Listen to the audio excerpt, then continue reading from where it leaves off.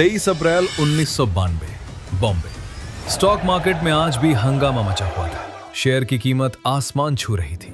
दलाल street की गलियों में सिर्फ एक ही नाम गूंज रहा था और वो नाम था हर्षद मेहता। पर किसी को नहीं पता था कि इस रात सब खत्म होने वाला है।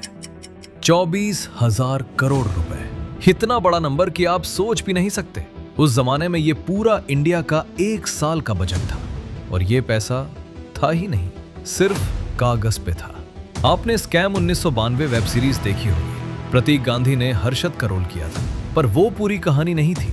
असली खेल कुछ और ही था। बैंक रिसीट, सिर्फ एक कागज का टुकड़ा। इसी कागज ने 24,000 करोड़ रुपए का स्कैम पॉसिबल बनाया। और सबसे बड़ी बात, हर्षद अकेला नहीं था। बैंक के चेयरमैन, बड़े अफसर, पॉलिटिशियन सब मिले हुए थे।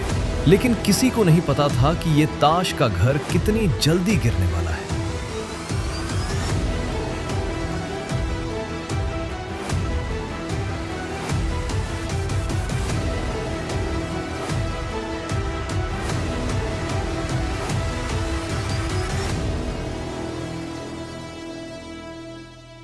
इस कहानी की शुरुआत होती है 1954 से, राजकोट, गुजरात। एक मिडिल क्लास गुजराती फैमिली में हर्षद मेहता पैदा हुआ। बच्चे थे 4 भाई। घर की हालत खराब नहीं थी, पर अमीर भी नहीं थे। छोटी सी दुकान थी। हर्षद पढ़ाई में एवरेज था। कॉलेज में ग्रेजुएशन किया, बस नाम के लिए। उसका दिमाग पढ़ाई में कम, पैसा कमाने में ज्यादा लगता था। 1970 के दशक में पूरा फैमिली मुंबई शिफ्ट हो गई। तब मुंबई को बॉम्बे कहते थे। हर्षद ने छोटी सी नौकरी शुरू की, शेयर मार्केट के एक ऑफिस में। वहां का काम था फाइल्स कैरी करना, ब्रोकर के लिए छोटी मोटी काम करना। पर हर्षद को एक चीज समझ आ गई। ये ब्रोकर लोग सुबह गाड़ी में आते थे, मर्सिडीज में, बड़े घर में रहते थे और करते क्या थे, सिर्फ कागज का खेल। शेयर्स खरीदते, बेचते और पैसा बरसता था। एक दिन हर्षद ने अपने भाई अश्विन से कहा, भाई ये ब्रोकर लोगों को देख, पढ़े लिखे ज्यादा नहीं, पर पैसा देख इनका, हम भी कर सकते हैं ये सब। 1980 में हर्षद ने अपना खुद का ऑफिस खोला। जगह थी घाटकोपर, मुंबई का एक मिडिल क्लास एरिया। ऑफिस भी कुछ खास नहीं था, एक छोटा सा कमरा, टेबल, कुर्सी, फोन, बस। शुरुआत में स्ट्रगल था। छोटे छोटे क्लाइंट्स, 500 रुपए, 1,000 रुपए का शेयर खरीदना बेचना। पर हर्षद के पास था एक चीज, भरोसा। लोग कहते थे हर्षद भाई का काम सॉलिड है। पहली बार जब उसने किसी क्लाइंट को 10,000 रुपए का प्रॉफिट दिया, उस दिन हर्षद को लगा, हाँ ये मेरा रास्ता है। 1985 तक हर्षद का नाम थोड़ा फैलने लगा था दलाल स्ट्रीट में, पर वो बड़ा नहीं था, अभी भी छोटा ब्रोकर ही था। लेकिन हर्षद का सपना छोटा नहीं था। वो देखता था बड़े ब्रोकर्स को, उनकी लाइफस्टाइल, उनकी इज्जत, और उसने डिसाइड किया, मैं भी वही बनूंगा, चाहे कुछ भी करना पड़े। उसे नहीं पता था कि ये फैसला आगे चलकर पूरे देश को हिला देगा। 1986 से 87 के आसपास हर्षद ने एक चीज नोटिस की, बैंक्स के पास बहुत सारा पैसा होता है, कस्टमर्स का, डिपॉजिटर्स का। अब ये पैसा बैंक्स ऐसे ही नहीं रखते, उन्हें इस पैसे को लगाना होता है ताकि इंटरेस्ट मिल सके। तो बैंक्स एक चीज करते हैं, रेडी फॉरवर्ड डील। मतलब क्या? समझो ऐसे, मान लो एक बैंक के पास 10 करोड़ रुपए एक्स्ट्रा पड़े हैं कुछ दिन के लिए, तो वो दूसरे बैंक को कहती है, भाई मेरे पास 10 करोड़ रुपए है, मैं तुझे दे देता हूं 15 दिन के लिए, तू मुझे थोड़ा इंटरेस्ट दे देना। सिंपल सा ट्रांजैक्शन। बैंक ए बैंक बी को पैसा देता है और 15 दिन बाद वापस ले लेता है, थोड़े ज्यादा पैसे के साथ। पर इसमें एक प्रॉब्लम थी, बैंक्स को ये पैसा सीधा सीधा नहीं दे सकते थे। कानून कहता था पैसा किसी गारंटी के साथ जाना चाहिए। तो बैंक्स क्या करते थे, वो सिक्योरिटीज देते थे, यानी गवर्नमेंट बॉन्ड्स, शेयर्स या कागज, जो कहते थे कि पैसा सेफ है। अब ये सिक्योरिटीज एक बैंक से दूसरे बैंक तक फिजिकली जाने में टाइम लगता था। फाइल्स हैं, कुरियर हैं, क्लियरेंस है, 2 से 3 दिन लग जाते थे। तो क्या सोल्यूशन निकाला? बैंक रिसीट, यानी BR। ये एक छोटा सा कागज होता था जिसमें लिखा होता था, हाँ भाई सिक्योरिटीज आ गई हैं, मैं रख रहा हूं सेफ। समझो एक तरह का रिसीट, जैसे दुकान पे सामान खरीदने पे मिलता है। अब इधर वो सिक्योरिटीज फिजिकली आती नहीं थी तुरंत, पर BR मिल जाता था तो डील हो जाती थी। हर्षद को ये समझ आ गया और उसने देखा एक लूप होल, एक छेद। अगर कोई ब्रोकर बीच में आ जाए और वो फेक BR बना दे तो हर्षद ने पहली बार छोटी सी टेस्टिंग की। उसने एक बैंक से बात की, नाम था बैंक ऑफ कराड़, छोटा सा कोऑपरेटिव बैंक। हर्षद ने कहा, साहब मैं आपके लिए सिक्योरिटीज लाता हूं, आप मुझे बीआर दे दो, मैं यूज दूसरे बैंक को दिखा के पैसा ले आऊंगा, फिर वापस कर दूंगा। बैंक के चेयरमैन ने सोचा, हर्षद तो जाना पहचाना बंदा है, कोई दिक्कत नहीं। बीआर बन गया। हर्षद ने वो बीआर ले जाके दूसरे बैंक को दिखाया और 5 करोड़ रुपए निकाल लिए। सिक्योरिटीज थी? नहीं, पर कागज पे दिखा हाँ है। हर्षद ने वो 5 करोड़ रुपए स्टॉक मार्केट में लगा दिए, शेयर खरीदे, कीमत बढ़ी, प्रॉफिट हुआ। 15 दिन बाद पैसा वापस कर दिया इंटरेस्ट के साथ, सब खुश। हर्षद को यकीन हो गया, ये फॉर्मूला काम करता है। अब शुरू होने वाला था असली खेल। 1988 से लेकर 1991 तक 3 साल हर्षद मेहता छोटे ब्रोकर से बिग बुल बन गया। कैसे? हर्षद ने एक सिस्टम बना लिया था। वो एक बैंक से बीआर ले लेता, सिक्योरिटीज नहीं होती, वो बीआर दूसरे बैंक को दिखा के पैसा ले आता, फिर उस पैसे से स्टॉक मार्केट में शेयर खरीदता। और सिर्फ 1-2 शेयर नहीं, एसीसी सीमेंट को फोकस किया, एक ही शेयर को खरीदता गया। डिमांड बढ़ी, प्राइस बढ़ा, 200 रुपए का शेयर 9,000 रुपए तक पहुंच गया। हर्षद के पास अब करोड़ थे, वो पैसा वापस बैंक्स को दे देता इंटरेस्ट के साथ, सब खुश। और दोबारा सेम चीज रिपीट, स्केल बढ़ता गया। 10 करोड़ रुपए से 50 करोड़ रुपए, 50 करोड़ रुपए से 500 करोड़ रुपए, और एक दिन 24,000 करोड़ रुपए का गेम। हर्षद की लाइफस्टाइल बदल गई। पहले घाटकोपर का छोटा सा ऑफिस था, अब वर्ली में सी व्यू बंगलो, 15 करोड़ का घर। पहले बस में जाता था, अब गाड़ी टोयोटा लेक्सस। उस टाइम इंडिया में ये गाड़ी सिर्फ अमिताभ बच्चन और हर्षद के पास थी। डिजाइनर सूट्स, रोलेक्स घड़ी, पार्टी में एंट्री, सब खड़े हो जाते थे। मीडिया ने टाइटल दिया big bull of Dalal street. Newspapers में फोटो, टीवी पे इंटरव्यू। हर कोई पूछता, हर्षद भाई सीक्रेट क्या है? हर्षद मुस्कुराता, मेहनत और थोड़ा दिमाग। पर असली सीक्रेट किसी को नहीं पता था। अब दिक्कत ये थी, हर्षद अकेला ये सब नहीं कर सकता था, उसे चाहिए थे पार्टनर्स। बैंक्स के अंदर बैंक ऑफ कराड़ का चेयरमैन हितेन दलाल, वो देता था बीआर बिना सिक्योरिटीज के। मेट्रोपॉलिटन कोऑपरेटिव बैंक का चेयरमैन, उसे भी हाथ मिलाया हर्षद ने। नेशनल हाउसिंग बैंक के कुछ अफसर इन्वॉल्व थे। स्टैंडर्ड चार्टर्ड बैंक के एक एम्प्लॉय पल्लव परुलकर, उसके बिना तो बीआर सिस्टम ही नहीं चलता था। वो बनाता था फेक एंट्रीज, फेक सिग्नेचर्स, सब मिले हुए थे, सबको पैसा मिल रहा था। पर एक आदमी था जो चुपचाप सब देख रहा था। टाइम्स ऑफ इंडिया की एक जर्नलिस्ट सुचेता दलाल, वो समझ गई थी कुछ तो गड़बड़ है। मार्केट इतनी तेजी से नहीं बढ़ता, हर्षद इतना पैसा कैसे कमा रहा है? उसने फाइल्स खरीदनी शुरू की, लोगों से बात की, चुपचाप इन्वेस्टिगेशन शुरू हो गई। पर हर्षद को क्या पता, वो तो अपने लेक्सस में घूम रहा था। उसको लगता था अब मुझे कोई नहीं रोक सकता। एक बार उसने इंटरव्यू में कहा था, रिस्क लेने से डरते हो तो शेयर मार्केट में मत आओ। लेकिन वो नहीं जानता था कि जिस चीज ने उसे ऊपर उठाया था, वही उसका सबसे बड़ा दुश्मन बनने वाली थी। 1991 का एंड, 1992 की शुरुआत। हर्षद मेहता उस वक्त इंडिया का सबसे पावरफुल आदमी था, कम से कम दलाल स्ट्रीट पे तो जरूर। एक दिन में उसका टर्नओवर होता था 500 करोड़ रुपए का। समझो, एक दिन में इतना पैसा घूम रहा था जितना छोटे शहर का पूरा साल का बजट होता है। एसीसी के शेयर्स 9,000 रुपए, वीडियोकॉन 7,000 रुपए, अपोलो टायर्स, सब आसमान छू रहे थे। रिटेल इन्वेस्टर्स, मतलब छोटे लोग जो 10,000 से 20,000 रुपए लगाते थे, उन्हें लग रहा था कि उनका सपना सच हो रहा है। शेयर खरीदो, 2 महीने में डबल। न्यूज़पेपर्स में हर्षद का photo, headlines, the man who moved markets. TV पे इंटरव्यूज, सूट पहन के मुस्कुराते हुए हर्षद कहता, मार्केट में साइकिल होती है, समझो साइकिल को, तब कमा सकते हो। पर कोई नहीं जानता था कि ये साइकिल असली नहीं थी, नकली थी। उसकी बीवी ज्योति, बच्चे, बड़ा घर, स्टाफ, सब कुछ था। हर्षद के पास पावर थी। वो जिस शेयर को छूता वो बढ़ता, जिसे बोलना बंद करता वो गिरता। मार्केट उसकी उंगलियों पे नाचता था। लेकिन उधर सुचेता दलाल अपना काम कर रही थी। उसने एक बैंक एम्प्लॉय से बात की सीक्रेटली।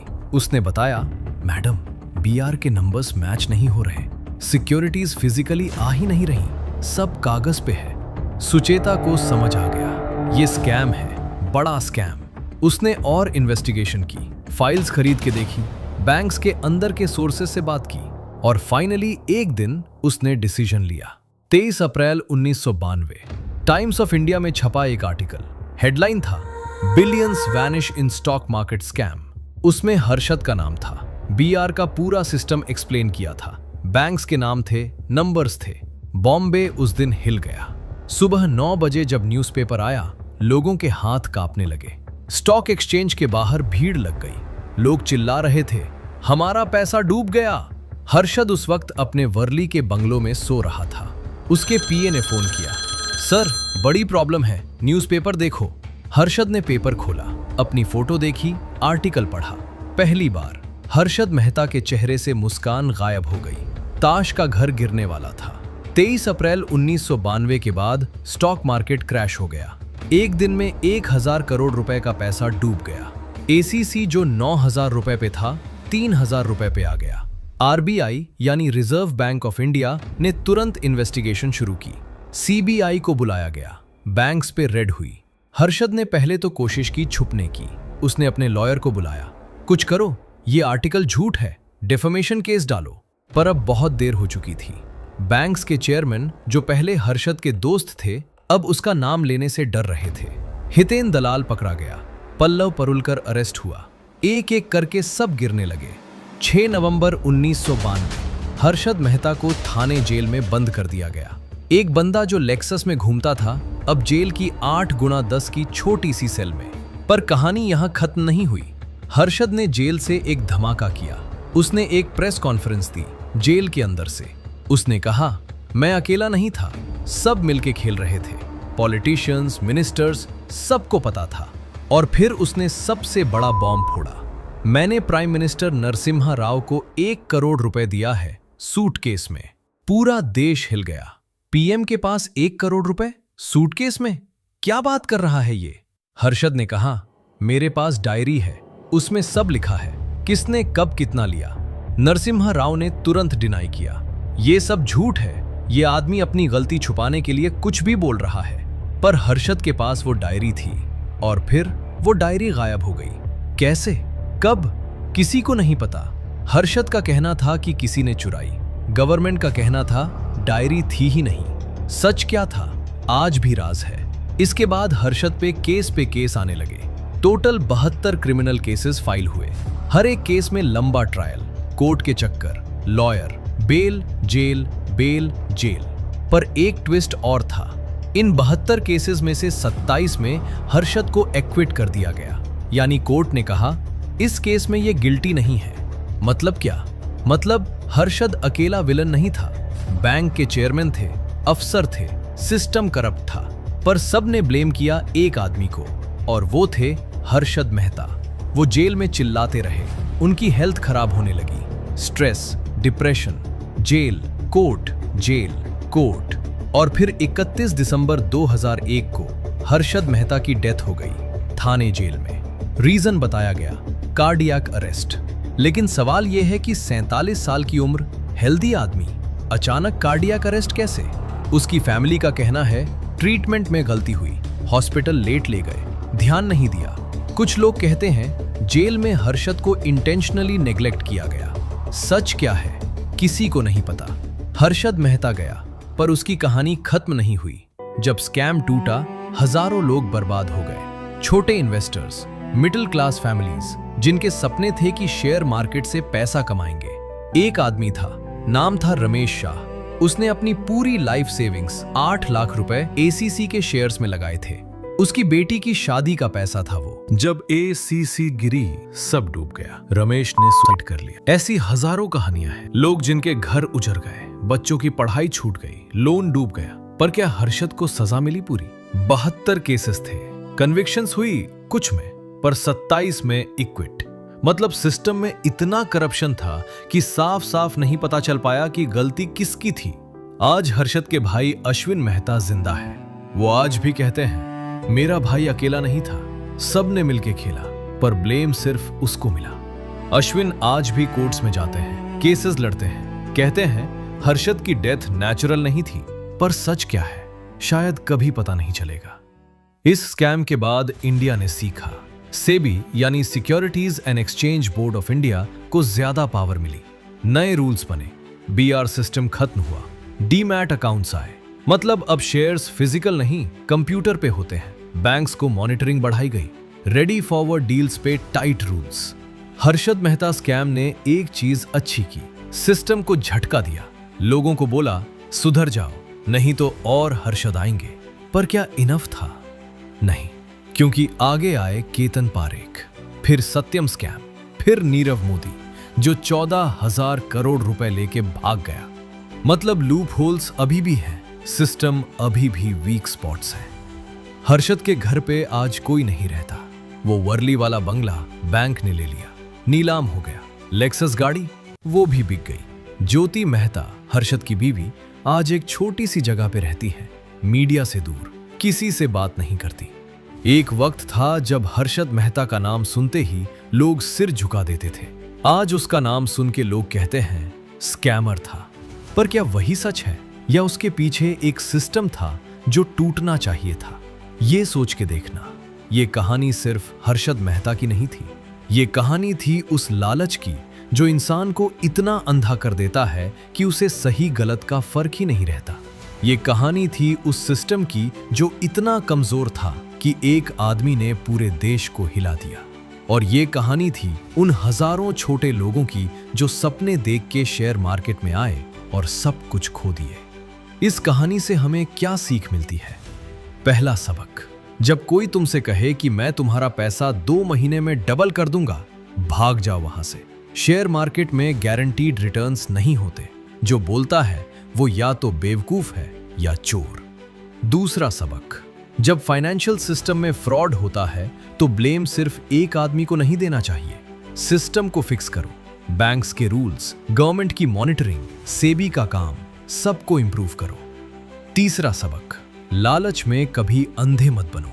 हर्षद ने सोचा था वो सबसे चालाक है, पर अंत में वो भी जेल में मर गया 47 साल की उम्र में। और दलाल स्ट्रीट की वो दीवारें वो आज भी याद करती होंगी उस आदमी को जो एक वक्त बिग बुल था और आखिर में सिर्फ एक कैदी बन के रह गया। दोस्तों, अगर ये वीडियो पसंद आया हो तो एक लाइक जरूर करो, और अगर आप फाइनेंस की और भी कहानियां सुनना चाहते हो, scams, business Wars, genius moves, तो चैनल को सब्सक्राइब कर लो और बेल आइकन दबा दो। हम हर हफ्ते एक नई कहानी लाते हैं, ऐसी कहानियां जो आपको सिखाएं, सोचने पे मजबूर करें और थोड़ा एंटरटेन भी करें। नेक्स्ट वीडियो में बात करेंगे नीरव मोदी की, जो 14,000 करोड़ रुपए लेके लंदन भाग गया। वो कहानी भी कुछ कम नहीं है। तब तक के लिए अपना पैसा संभाल के रखना और लालच से बचना। मिलते हैं नेक्स्ट वीडियो में। Take care.